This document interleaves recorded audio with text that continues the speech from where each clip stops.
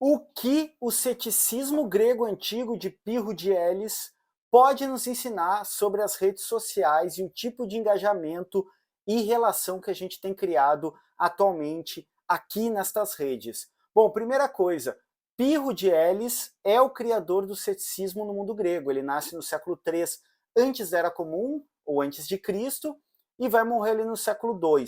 Ele acompanhou Alexandre o Grande, o imperador macedônio, que foi aluno do Aristóteles, por muitas das suas viagens. Mas o que é a ideia do ceticismo pirrônico?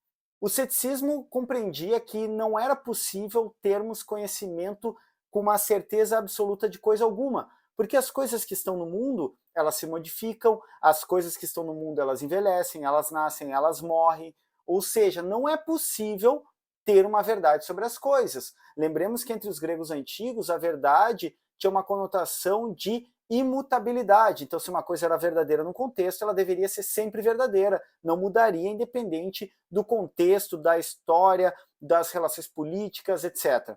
Bom, o que nos serve aqui do Pirro? O Pirro vai chegar a um ponto que ele vai dizer: não existe conhecimento possível, não é possível aprender nada, nós não podemos ter certeza de coisa alguma. Esse tipo de perspectiva, ela facilmente cai no niilismo, nessa coisa do nada, da gente ficar paralisado. Mas o que eu quero propor não é as consequências do ceticismo pirrônico. Eu quero propor duas coisas muito importantes que dentro do nosso momento, contexto atual do capitalismo cognitivo, que é esse capitalismo que fica o tempo todo extraindo ideias nossas, e eu sempre lembro, o Twitter, o Facebook, o Instagram, são plataformas vazias, o seu valor vem da nossa produção e nós nos sentimos o tempo todo impelidos a produzir. E até esse vídeo é um pouco isso. Mas, dentro dessa noção de capitalismo cognitivo, nós o tempo todo somos perguntados: o que você está pensando? Quando a gente abre a página do Facebook, ele pergunta lá: no que você está pensando? E o tempo todo a gente fica com vontade, sente vontade, a gente é subjetivado, nosso afeto e nossa subjetividade é impelida a dizer: produza, produza, porque estamos dentro do capitalismo, na sua etapa ou na sua dimensão cognitiva. O Pirro, ele dizia o seguinte: como eu não tenho condições de afirmar com certeza verdade alguma sobre coisa alguma, eu devo dar um primeiro passo que se chama afasia. E afasia, atualmente, é compreendido como uma disfunção que dificulta a capacidade do sujeito se comunicar. Mas a essa época ele entendia como não falar, como não se comunicar. O que ele estava dizendo?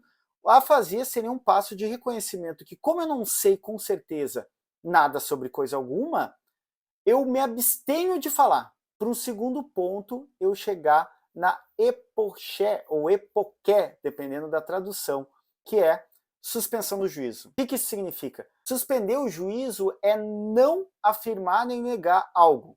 E aí vocês podem se perguntar: tá, mas Judes, a gente vai ficar sem fazer nada, sem afirmar, sem brigar, sem discutir? Não é isso.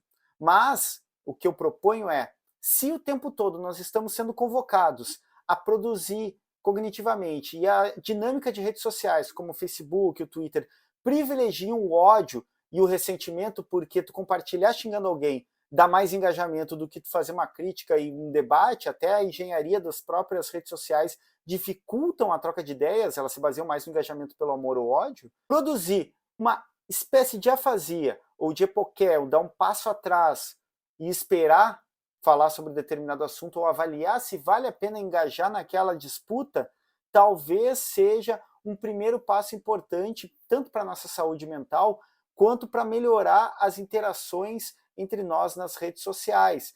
Se Epicuro, o filósofo grego Epicuro de Samos, assim como o budismo ensinava, o melhor que a gente pode fazer quando estamos envolvidos apaixonadamente em algo, quando estamos afetados, é dar um passo atrás e esperar algum tempo para poder dar uma resposta com mais racionalidade.